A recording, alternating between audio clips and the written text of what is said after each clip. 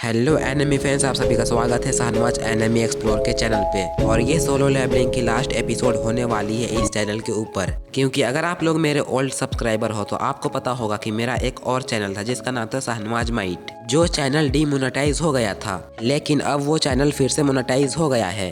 इसलिए solo levelling की बाकी सारी एपिसोड उसी चैनल पर आएंगी। वैसे इस वीडियो को मैंने पहले ही उस चैनल पे अपलोड कर दिया था, लेकिन उस चैनल पे मैंने काफी दिनों से वीडियोस नहीं डाली थी, जिस वजह से उसकी रीच डाउन हो गई है।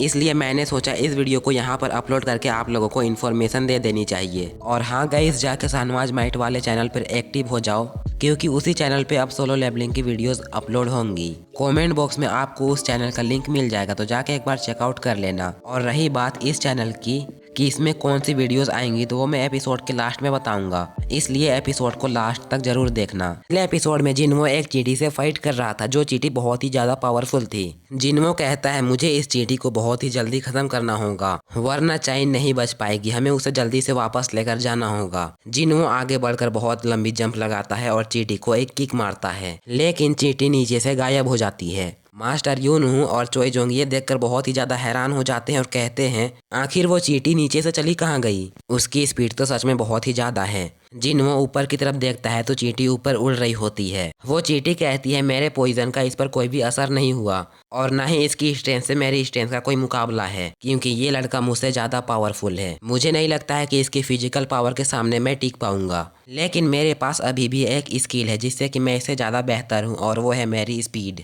वो चींटी अपने साइज को छोटा कर लेता है, जिससे कि उसकी स्पीड और ज्यादा बढ़ जाती है। वो चींटी अपने बॉडी को बहुत ही स्लिम ड्रीम कर लेती है, जिसकी वजह से उसकी स्पीड बढ़ जाती है। जबकि नीचे जिन्हो भी खड़ा हो जाता है और अपने दोनों डाइगर्स को निकाल लेता है। वो चींटी सुपरसोनिक स्पीड के साथ नीचे की तरफ आती है और अपना पंजा जिन्हो पर मारता है, लेकिन जिन्हो उसके अटैक को डॉज कर लेता है। ये देखकर वो चींटी बहुत ही ज्यादा हैरान हो जाता है और कहता है आखिर इसने मेरे अटैक को इतनी जल्दी डॉज कैसे कर लिया, क्या इसकी स्पीड मेरे से ज्यादा है।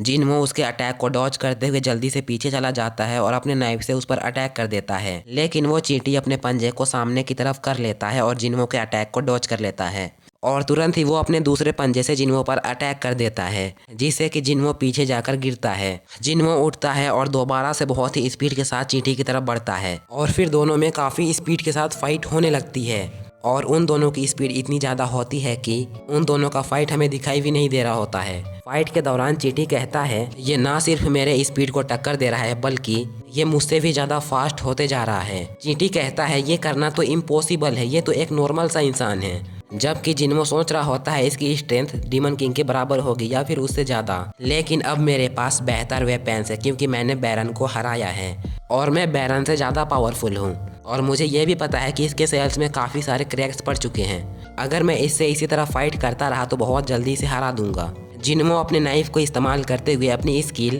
क्रिटिकल हिट्स एक्टिवेट कर लेता है। वो बहुत सारा क्रिटिकल हिट्स लगाता है, जिससे कि उसका क्रिटिकल हिट्स अपग्रेड हो जाता है और अब उसका नाम क्रिटिकल चैन होता है। उसी टाइम वो चींटी वहाँ से भागना शुरू कर देता है। जिन्हो उसकी तरफ घूमता है और कहता है तुम्हें क्या लगता है कि तुम यहाँ से भाग सकते हो।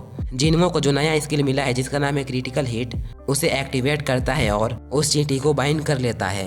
क्रिटिकल चैन बहुत सारे स्लेसेस का एक जाल होता है, जिसमें वो चींटी कैद हो जाता है। जिन्हो कहता है ये स्किल इतना भी बुरा नहीं है, ये स्किल मेरे लिए भी बहुत काम आ रहा है। जिन्हो आगे बढ़ता है और अपने डाइगर से उस चींटी का एक बाजू काट देता है। तभी वो चींटी अपने दूसरे बाजू से जिन्हो पर अटैक करता है, लेकिन जिन्हो तुरंत ही पीछे की तरफ जंप करता है। अब वो चींटी जमीन पर रेंग रहा होता है और कहता है क्या मेरे पास ऐसा कुछ भी नहीं है, मेरे पास कोई ऐसा स्ट्रेंथ नहीं जिससे कि मैं इस इंसान से ज्यादा पावरफुल हो सकूं। लेकिन साथ ही वो चींटी फिर से खड़ा हो जाता है और कहता है मेरे पास अभी भी एक स्किल बची हुई है, मेरे पास अभी भी एक पावर बाकी है। वो चींटी अपनी फुल पावर को रिलीज करते हुए उस डेंजन में जितनी भी चींटियां होती है उन सबको कंट्रोल करता है, क्योंकि क्वीन के मरने के बाद वो सारी चींटियां इसी की बात सुनते हैं। उस बड़े से चींटी के साथ चींटियों की पूरी एक आर्मी खड़ी हो जाती है, जबकि जिन्हो उसके सामने खड़ा मुस्कुरा रहा होता है और अपने साइडो सोल्जर्स को बाहर निकाल लेता है। जिन्हो कहता है अगर ये बैटल सोल्जर्स की है तो फिर ठीक है, मेरे पास भी अपनी खुद की सोल्जर्स हैं। वहाँ पर एक तरफ चींटियों की पूरी आर्मी होती है और दूसरे तरफ जिन्हो के शैडो सोल्जर्स होते हैं। चींटियों की आर्मी और जिन्हो के शैडो सोल्जर्स के बीच बहुत ही जबरदस्त फाइट देखने को मिलती है। सबसे लास्ट में जिन्हो टस्क को बाहर निकालता है। जिन्हो टस्क से कहता है तुम्हें सिर्फ चींटियों को जलाना है, अगर तुमने इंसानों को चोट पहुंचाया तो फिर मैं तुम्हें दोबारा कभी भी नहीं बुलाऊंगा।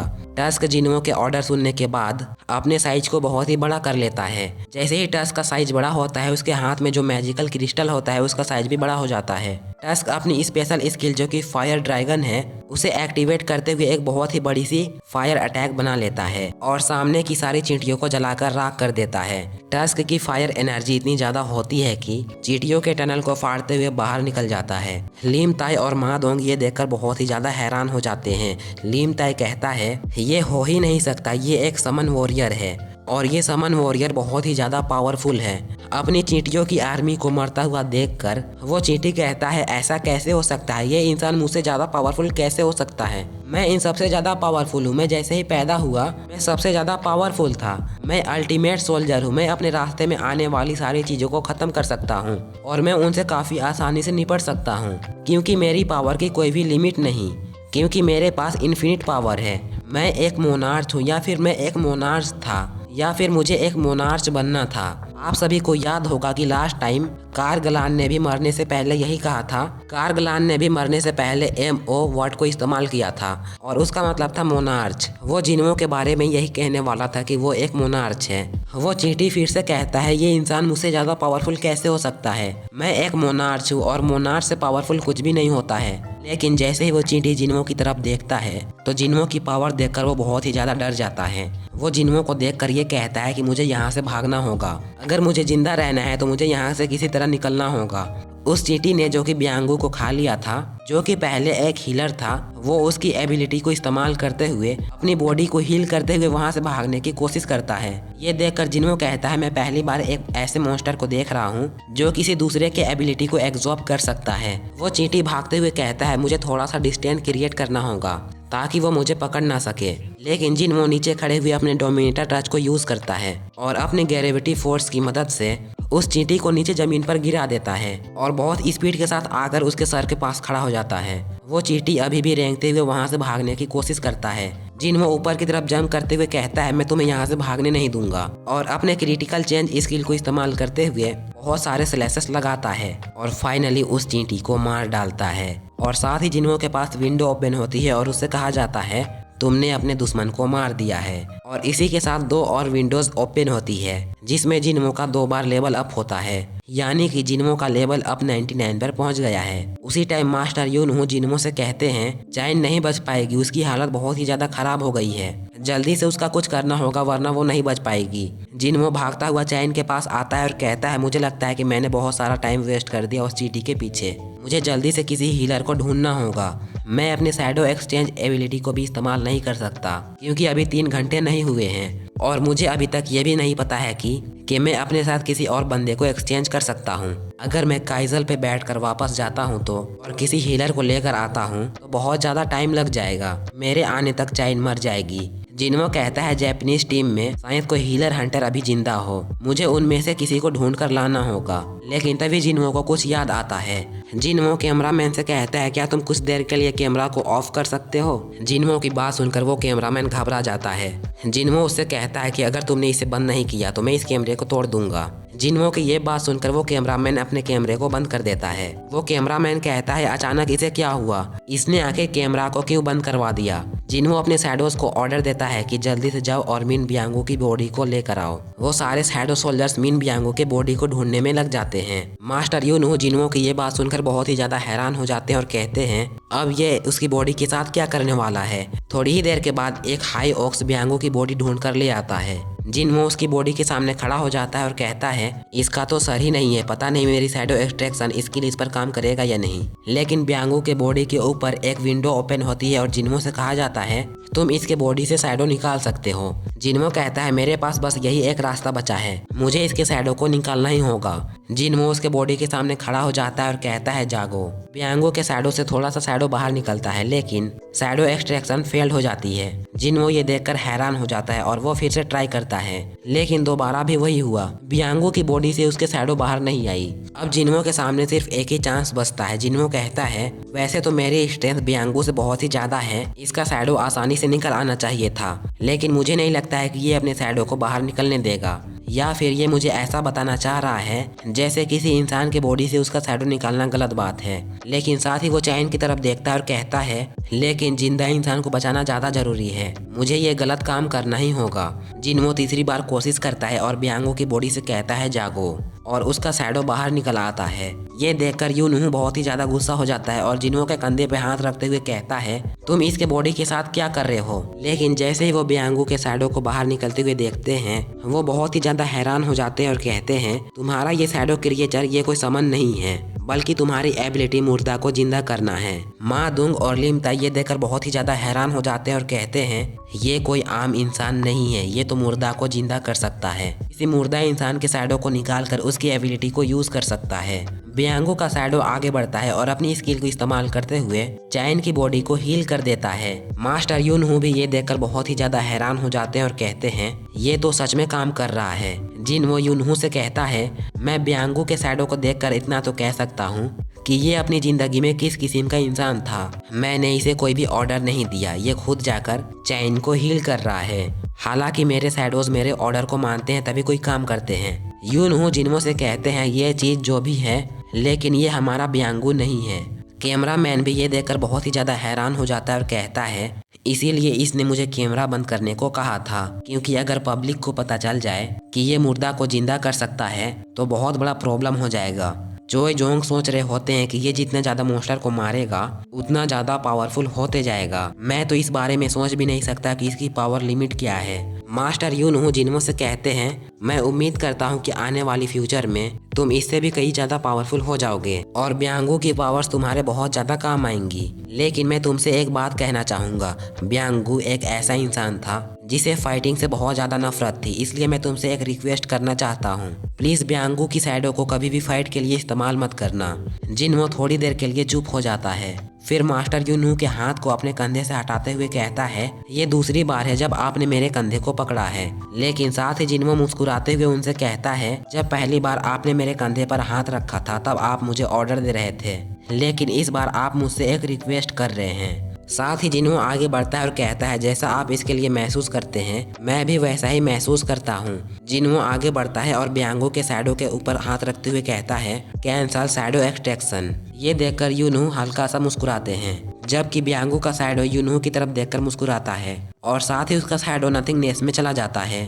ऐसा करने पर यूनहू जिन्हो का शुक्रिया करता है। फिर हमारे कोरिया का सारे हंटर्स उस टनल से निकलकर बाहर चले आते हैं। जिन्हो उन सभी हंटर्स से कहता है, मैं यहीं पर रुकूंगा, तुम सब यहाँ से चले जाओ। अभी यहाँ पर बहुत सारी ऐसी चीजें हैं जिन्हें मुझे ठिकाने लगाना है। जिस पर यूनहू उससे कहते हैं, मैं तुम्हारी बात समझ सकता हूँ, वैसे भी हमारी ये रेड अभी कम्प्लीटली खत्म नहीं हुई है।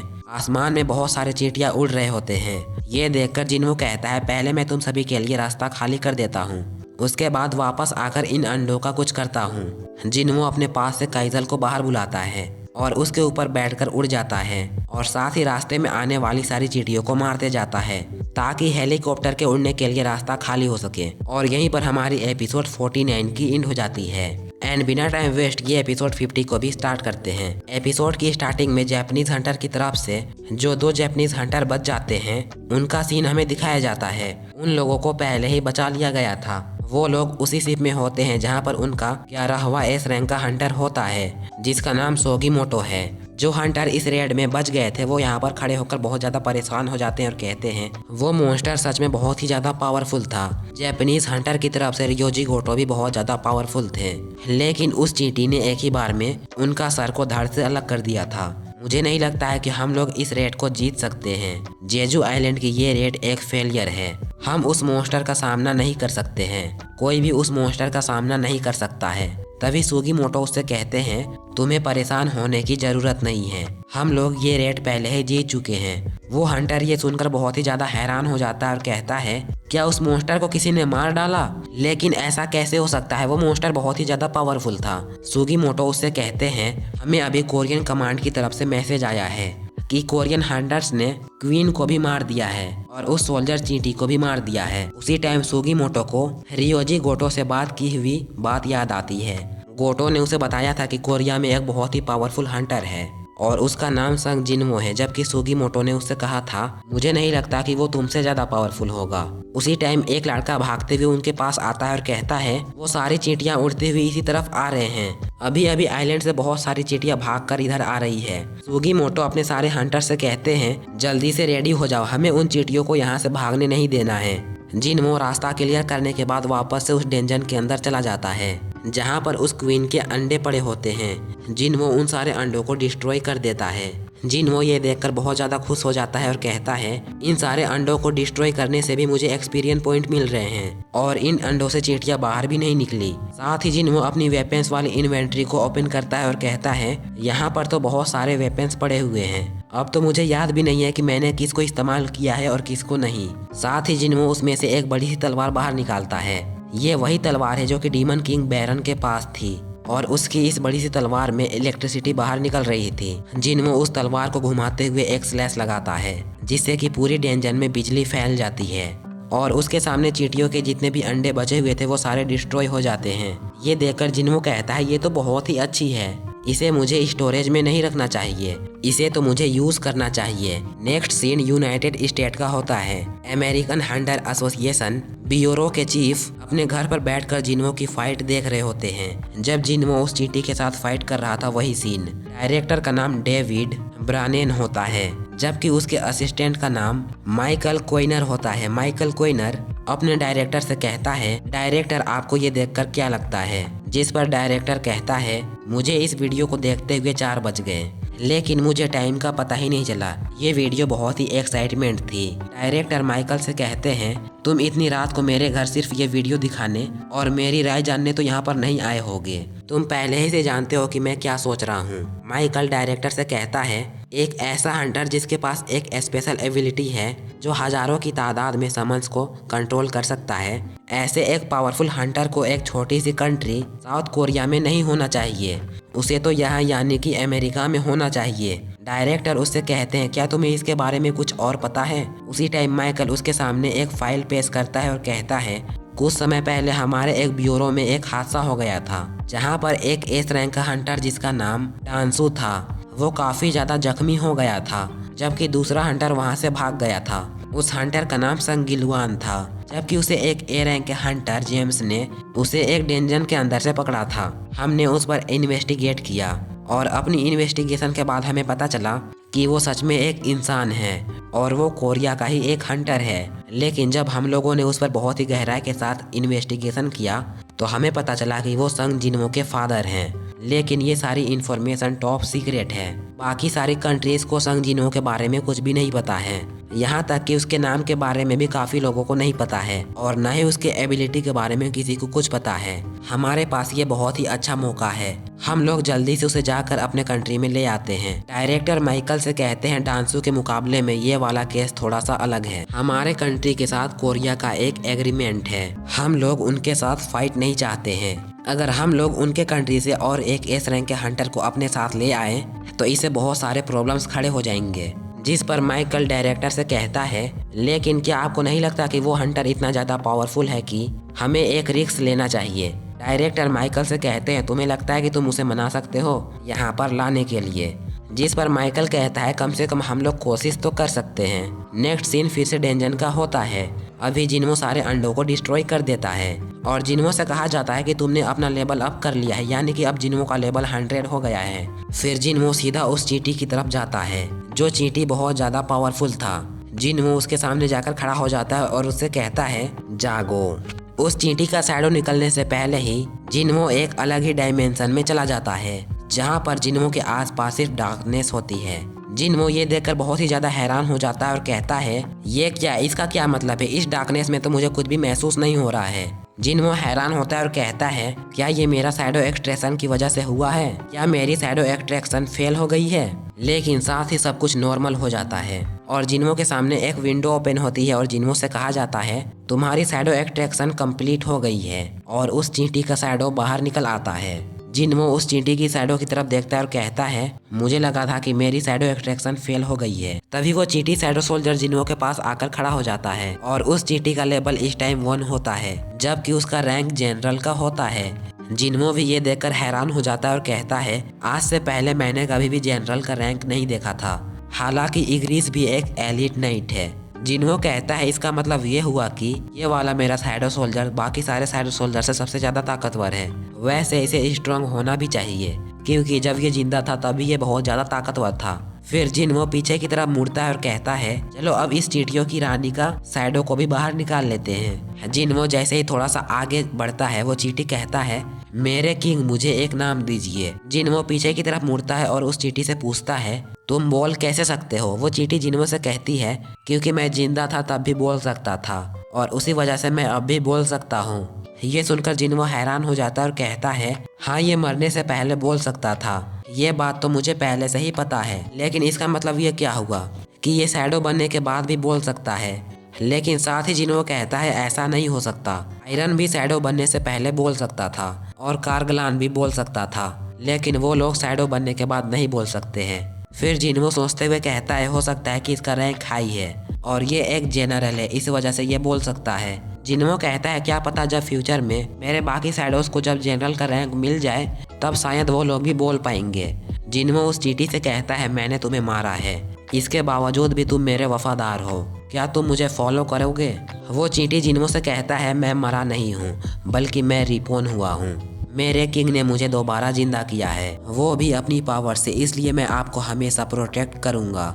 मैं अंदर से बहुत ज्यादा खुश हूँ। और साथ ही वो जिनवो के सामने झुक जाता है। वो झुककर जिनवो से कहता है मुझे एक नाम दीजिए। जिनवो सोचते हुए कहता है अब मैं इसको क्या नाम दूं, है तो ये एक एंट, क्या मैं इसे एक गेमी कहूँ या फिर इसे एंट ही कहूँ, क्योंकि ये बाकी सभी एंट जैसा ही है। इसे कोई ऐसा नाम देना होगा कि इसका नाम बाकी एंट सोल्जर से अलग हो।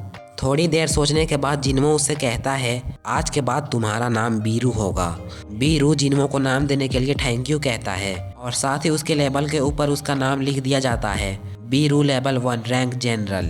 जिनवो फिर से क्वीन की तरफ चला जाता है और कहता है चलो अब क्वीन का शैडो बाहर निकालते हैं। वो क्वीन के बॉडी के सामने खड़ा होकर कहता है जागो और उसका शैडो निकल आता है। उस क्वीन की रैंक भी बिल्कुल सेम होती है, उस क्वीन की रैंक जनरल होती है। तो एपिसोड 50 की यहीं पर एंड हो जाती है। इससे आगे की कहानी को हम शहनवाज माइट वाले चैनल पे देखेंगे। और रही बात इस चैनल की, तो इसमें मैं काफी सारे न्यू एनिमीज एंड मूवीज को एक्सप्लेन करूंगा। अगर आप लोग चाहते हो कि मैं निंजा कामोई एपिसोड को एक्सप्लेन करूं तो कमेंट में जरूर बता देना और कौन सी मूवी एक्सप्लेन करनी चाहिए वो भी बता देना। फिलहाल मैं सोच रहा हूं कि इस एनिमी सीरीज को कंप्लीट कर दूं, क्योंकि मैंने इस एनिमी के सिर्फ 3 ही एपिसोड को एक्सप्लेन किया है। तो अगर आप लोग इस एनिमी को कंटिन्यू देखना चाहते हो तो कमेंट कर सकते हो और जाकर शहनवाज माइट वाले चैनल को सब्सक्राइब कर लो, क्योंकि कल उसमें न्यू वीडियो आने वाली है सोलो लेवलिंग की। और अभी हम लोग सोलो लेवलिंग के चैप्टर नंबर 106 में हैं, लेकिन बहुत जल्दी हम सबसे आगे निकलने वाले हैं। तो बस आज के लिए इतना ही था, आप लोगों को इन्फॉर्मेशन देना था जो कि मैंने दे दिया है।